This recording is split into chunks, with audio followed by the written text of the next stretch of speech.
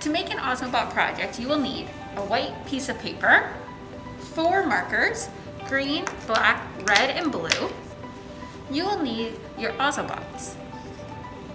Each Ozobot kit also includes this manual, which shows you some of the codes that you can use to make your project. To begin with our Ozobots, we're going to start by turning it on. On the side of the Ozobot, you will see a little button. When you press and hold the button down, the blue light will begin to flick. To begin our project, we're going to calibrate our Ozobot.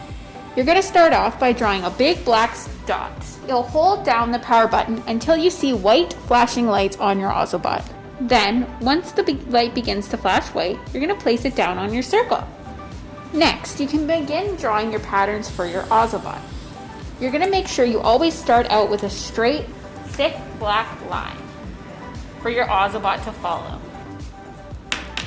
Then, we can start adding in some of the codes that you will see here in our manual. These will help the Ozobot to do fun things. Our Ozobot kits are great to help kids with coding skills and using their imagination. Our Ozobot kits can also create different games. You can even use them to retell a story.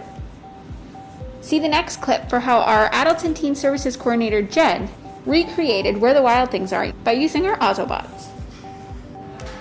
Max was sent to bed without any dinner, and he was super angry about it. He was so mad, and that very night a forest grew in Max's bedroom. And it grew and it grew, and all of a sudden a boat appeared, and Max got in the boat and he traveled a really long way over years and days in the boat until he finally arrived where the wild things are. And he was greeted by monsters who gnashed their nasty teeth and stomped their feet until Max finally said, "Whoa, stop all of that." And then Max became the king of the wild things. The wild things were starting to get out of hand, and so then Max said, "Stop! I'm going to send you to bed without dinner."